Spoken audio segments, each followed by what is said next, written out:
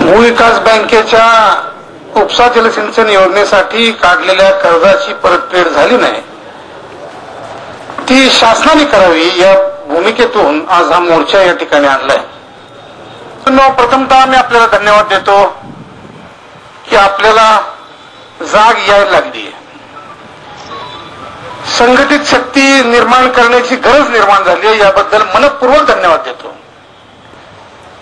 सत्तेत असो सत्तेच्या बाहेर असो, पण एका गोष्टीची जाणीव मात्र निश्चितपणाने या ठिकाणी झाली आहे की असंघटित वर्गाला पिळून त्याचा रस काढण्याची क्रिया या लोकशाहीत सर्वच पक्षांच्या माध्यमातून सातत्याने चालू आहे पाहिजे. बंधूंनो, 72,000 कोटी रुपये कर्जमाफी दिली म्हणून डंगोरा पिटला जातोय, याच्यापेक्षा कितीतरी पटीने या वर्गाचं शोषण शासनासह समाजाच्या निरनिराळ्या भागातून झालं, याची आपल्याला माहिती आपण करून घेतली पाहिजे. फार मोठा उपकार झालेला नाही हा 72,000 कोटी, म्हणजे याच्या किमान 10 पट तरी शोषण आमचं झालेलं आहे.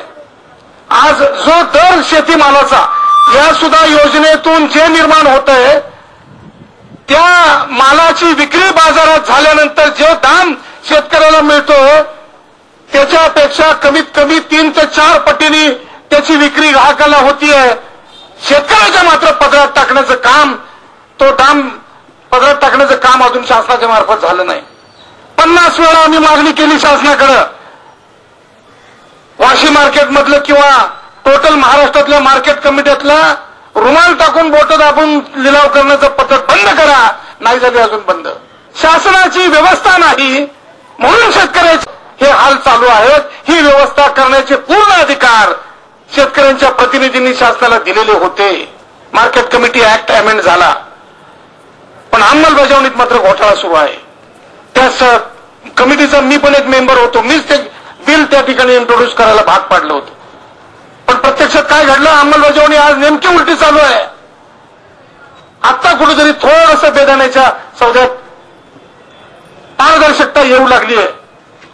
आणि म्हणून मी सांगू इच्छितो, या विभागातील शेतकऱ्यांनी एक गोष्ट लक्षात ठेवली पाहिजे, आजचा जो कर्जाचा बोजा आपल्या डोक्यावर आहे, हा शेतीमालाच्या विक्री व्यवस्थेतला दोष आहे आणि म्हणून शासनाने ही जबाबदारी घेतली पाहिजे, ही आमची भूमिका आहे. कारण हे दुखणं आहे, हा रोग आता कुठं कुठं पसरत जाईल हे आज काही सांगता येत नाही. आणि म्हणून हे थांबलं पाहिजे. याच्यातली जी जबाबदारी शासनाची आहे ती शासनाने उचलली पाहिजे. असं उदाहरण नगर जिल्ह्यात एक झालेलं आहे. 30 पैसे युनिट हा दर जाहीर केला, त्याच्या बाबतीतही अजून आदेश एमएससीबीला किंवा संस्थेला आलेले नाहीत शिंदे साहेब. तर हे आदेश आपल्याला काढून घेतले पाहिजेत. आणि व्याजावर व्याज या योजनेत जे लावलं गेले, त्याच्या बाबतीतही कायमस्वरूपी धोरण इथनं पुढच्या काळातलं हे शासनाला बरं पाहिजे. अशा पद्धतीचे निर्णय आपल्याला या पुढच्या काळात करून घ्यावे लागतील. आम्ही सत्तेला चिटकून राहणारी माणसं नाहीये, अनेक वेळा याची प्रत्यंतर आलेली आहे.